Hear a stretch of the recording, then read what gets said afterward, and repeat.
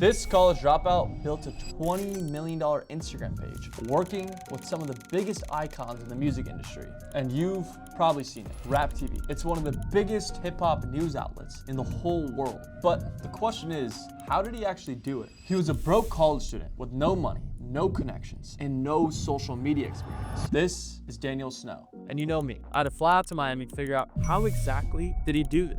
Because if you think our rap is something big, His other businesses are even bigger. Perfect, which was a shapewear brand. First year, we did $25 million in revenue with that. And that year, by the time I graduated, that platform was doing $100,000 a day in revenue.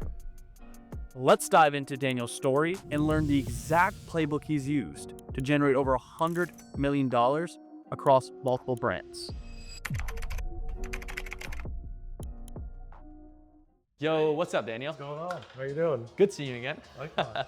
So Daniel, you've been in this space since 2012. Can you walk me through the journey from like when you started your first page to Rap TV? Because 2012 is when you first started. Yes, so I literally, how I got started in this, my whole entrepreneurial career, you can call it, was exactly like you mentioned. It was winter break, saw my friend at the gym, it was a casual conversation of what are you up to? And he told me he was making $45 a week. And I literally left the gym, made a Twitter account, which is a fitness account, and never stopped from there. Really? That's how I got started. What was the page called? Fitness Shredded. I was posting like motivational quotes and stuff like that. 19 years old, a broke college student with nothing but time, a phone, and an idea. Within 6 months, his fitness Twitter page was making $3,000 a month. For most people, that would have been just enough. For Daniel, it was just the start. Then one morning, gone. The account banned. Yeah, I felt like just a punch in my gut. It was horrible. Definitely lost sleep over it. But I immediately jumped back. I'm like, I have a network now. I know how to grow these pages. I'm gonna have a much bigger idea, because at that point I was like, I want to grow a fitness page. Now I'm just like, I want to grow an audience. Like, I don't care how I do it. Maybe getting banned helped me grow faster than ever, because I came back with a different kind of mentality and was doing it in different niches that were growing faster. So most people would have quit, but Daniel wasn't most people. He started over immediately, 14 to 15 hours a day, testing content, building new pages, chasing growth, and it worked. His Wolf of Wall Street page exploded, 100,000 followers in just 6 days. It proved something to him. Momentum was real, and if he could just build it once, he could build it again. But even then, he knew it still wasn't enough. At this point, you had Wolf of Wall Street page take off. You had a few other pages, and Yeah. you're making money again. A couple $1,000s a month, or? at this point, now that I had momentum there, then I created a network of pages. I was growing really quickly because I was just like really pumped up at that time. And from there, it took a big effort into monetizing all these different audiences. And that's how I got into apps and content blogs. Eventually wanted to create my own platform for other people who had these followings to monetize, because I noticed that a lot of them had no idea and didn't have the initiative to figure out on their own. So I created what was Caffeine Digital back in 2014, and that blew up. So you're probably wondering, how does a page like Rap actually make money? And I have a decent amount of experience. I used to run one of the biggest meme pages on the internet called Dirty Minds. It had 9 million followers, and it was the largest safe for work adult humor page on Instagram. The average ad on my page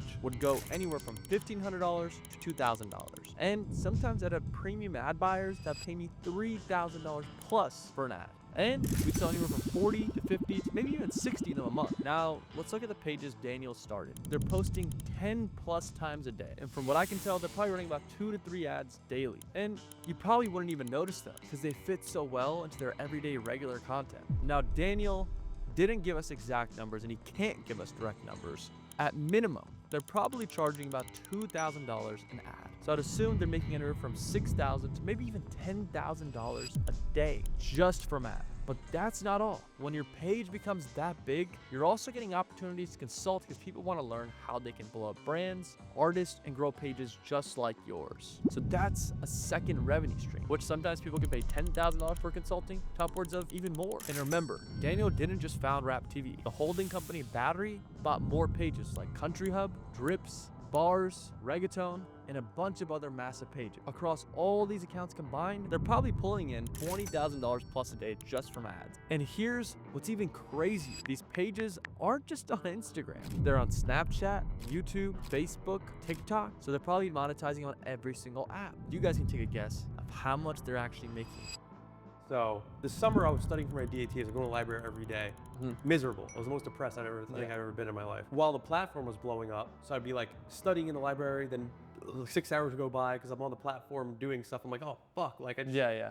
So that would happen every day. Eventually I didn't pass the test. By the time that summer ended, I was like, yeah, I'd made more this summer than a dentist would make in 3 years. How much did you make? I think that summer we made like $300,000 or something like Net that. profit. Yeah. Were you the sole owner or? I had a partner. Okay, it's like 250 grand each or 150 even. Yeah. That's crazy. And that year, by the time I graduated, that platform was doing 100,000 a day in revenue. After Caffeine Digital, Daniel could have coasted. Instead, he went bigger.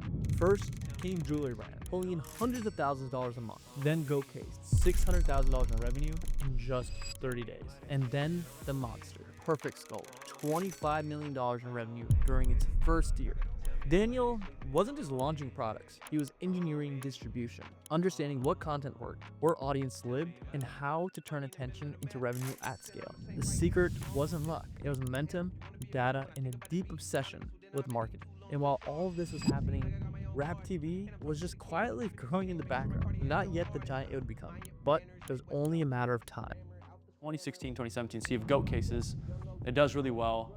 And then you have Perfect Sculpture, which is a shapewear brand for women, right? That is 25 million its first year. And then 2017, do you continue to run these? Does Rap start? Like, walk me through the next evolution. So Rap was just in the background. I had essentially one of the first people I had when I created the network of Twitter pages. This guy, Eduardo, we had built trust, we became good friends. And when I had the idea for Rap, I put him on running that page. So I got the name. I was obviously really good at growing audiences on social media. So that's exactly what I did. And this is 2017 now? Are you still running these e-commerce brands at the same time while you're acquiring Rap? Yeah, well, Wow. because Rap was just in the background. So that led you, so basically in all these companies you're out of the operation, you're more the strategist on what to do, etc. Yeah. Like, involved in this, like Yeah. you weren't like the one sitting there, okay, let's post, let's talk to this ad buyer, etc. Like it was, I was on all of the e-commerce brands for sure. okay, yeah. Absolutely. That's where most of my time was going. And then yeah. just these theme pages were just kind of growing on their own. It's pretty automated. Yeah, they were in the background because these e-commerce businesses were doing millions of dollars a month. Yeah. So these are scalable. These are making real fucking money. Like Yeah, this is where my $25 time's at. million in its first year. That's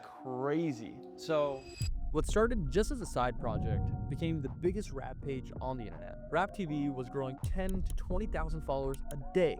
Hundreds of thousands invested into shoutouts and promotions until the page no longer needed paid growth because it had become the culture. Rap TV turned into more than just another Instagram account. It became the authority, breaking stories faster than mainstream outlets, building trust with millions of fans, and it gave early looks to rising stars long before they were stars. Jack Harlow was posted when he only had 20,000 followers. Today, he's a household name. For Daniel, Rap TV was a proof of concept. If you could control distribution, you could shape the culture. 2019, I sold all the different brands I had. Really, every single one. Every single one. I wanted a new start, and I thought that kind of similar idea behind the brands. One, I was like, I really enjoy launching and scaling brands. I thought that an agency would give me that excitement instead of just eventually running these brands I had no kind of emotional connection to, right? Like, Yeah. I really loved working with entrepreneurs. I really loved growing businesses. Obviously, I was very good at that. More importantly, I thought that I can grow an organization to then leverage to build my own brands again. There's so much going on at the time. So it's just Rap just being built on its own. Yeah. Like it's like you're not even involved too much in the day-to-day at the time. No, Wow. I was really never involved too much in the day-to-day of it. One of the reasons Daniel is the entrepreneur he is today is because he spotted opportunities before anyone else did. Back in 2017, nobody was posting hip-hop content the way they are now on social media. Daniel moved quickly and secured the handle @rap is impossible to get nowadays. That alone shows how sharp Daniel is. It's the same mindset you see in top founders. They find the opportunity early, execute quickly, and don't ask for permission. And you're probably wondering, how can I do that? Right now, there's countless lanes where nobody's paying attention. Whether it's AI, old school traditional businesses like warehousing, trucking, lawn mowing, new platforms, entire markets are wide open. Shit, there's $1 trillion that exchanges hands every day. And all you have to spot is where do people have a need or find out where nobody's attacking in order to position yourself as a first mover. But Here's the truth. First mover advantage doesn't last forever. You have to be resilient and you have to continue to execute and improve long after you get that head start, because the market will eventually flood with competition. Where most people see problems is where you should identify opportunity. You know, briefly we talked prior to this about like your e-commerce journey, and you've had many brands do pretty well. One of them was Perfect Sculpt, right? The first year it did 25 million. You know how to grow an audience, you know how to monetize an audience, you know how to sell a product. You're just an amazing marketer. What drove most of that revenue in? Most of it was definitely Facebook ads. Facebook ads, okay. Yeah, we were spending, $30,000, $50,000 a day on ads. And were you running them yourself, or did you have a team in place? I was very involved in learning Facebook ads initially, and eventually I kind of built a playbook to then build a team that was running it day to day. And do you just learn this along the way just by doing it yourself? Yeah, but I think that like the reason why we were able to have a lot of success understanding the ad platforms was we had done the hard part, which was understanding content first. I would always tell my team when I was running my agency, my brands as an advisor, a monkey can push buttons, but to actually think about what's a creative angle, think about how can I get my content Do a loop around here, go back. how can we increase our content's click-through rates, all these different things. Those are the hard parts in marketing. Not does this audience work against running it against a lookalike 1% or 2%, right? Like that's not what moves the needle. So yeah. You sold off all these brands in 2019, right? Yeah. They did multiple 8 figures in revenue. What led you to selling them and then starting your agency? I lost a lot of energy running those brands day to day. And as I mentioned previously, I didn't see myself stopping from running brands again. I just saw the agency as a good way to build an organization, to be opportunistic and have the team. Because I always thought that having the team was the most important part of it all. And you grew to 100 people. Yeah. How did you manage all of that while still making sure like you're performing on ads and your customers are getting a great service? Every agency owner can probably relate. It feels like running on quicksand. There's constantly numerous fires at every single moment of every single day. Whether those fires are internally or externally, there are fires blowing up nonstop. You can't put them out. You put one out, another one, especially at scale. Like there's always an ad account gets shut down, an employee quit, a brand quit, right? Like I think that the key behind that was we were really good at what we did. So we didn't have to rely on only getting huge brands to work with us to have success. The reason why our agency grew so quickly was we were really good at having smaller brands grow to be big brands, and therefore our agency revenue was able to grow accordingly. And then as you get success stories, now you can sell that to other people. Then you build a reputation for doing good work. On top of that, we already had done all the good work for our own brands. And I think that was the main thing that differentiated us. So with anything, there's always differentiations. A million agencies. Yeah. Not many agency owners can say, we have been brand owners, we have built affiliate marketing, we have done all of this before an agency. So I've built an e-commerce into 25 million in 1 year. Yeah. And what made you come to the conclusion of like you wanted to sell this agency? I think that I had a lot of other things going on in my life at that time where I wasn't able to fully devote it to running an agency anymore. Okay. And we found a really good partner that we thought that could really help the agency take it to the next level. And we thought that was just a really good opportunity for everyone involved, including myself, my brother, who was my partner, our employees, the organization. So yeah.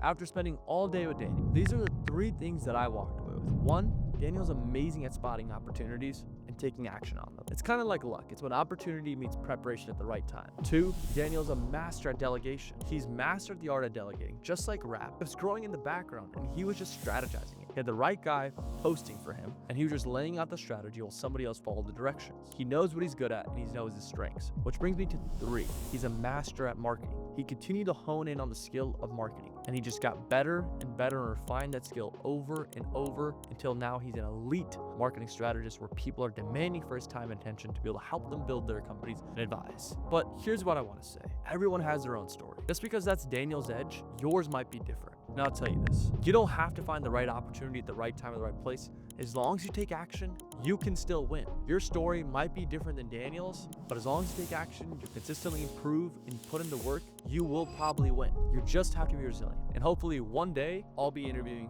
you. And guys, thanks for watching. I appreciate all the support and give you some ideas. If you guys have ideas of how I should make my videos better, or if you guys have ideas of what I should make more videos about, let me know. Peace, guys. Thank you. So we got Daniel, interesting gift. He's gonna log into TikTok real quick. He's gonna go on TikTok. I'm gonna text you this email and you're gonna log into it. No, not the email. You're gonna log in through TikTok using this email and password. What is this? It's at Rapper. Wow. Oh, It's only right that Dapper now owns. So we got on the page at Rapper. No way. Yeah, it's yours, bro. Wow. Thank you. That's Pretty fucking- sweet, right? That's crazy. Check it out, Thank you. guys. You're the man. It took me a couple of weeks to put it together. Really? I knew the guy that owned it. I've known him for a while. So now Dapper is the official owner of at Rapper.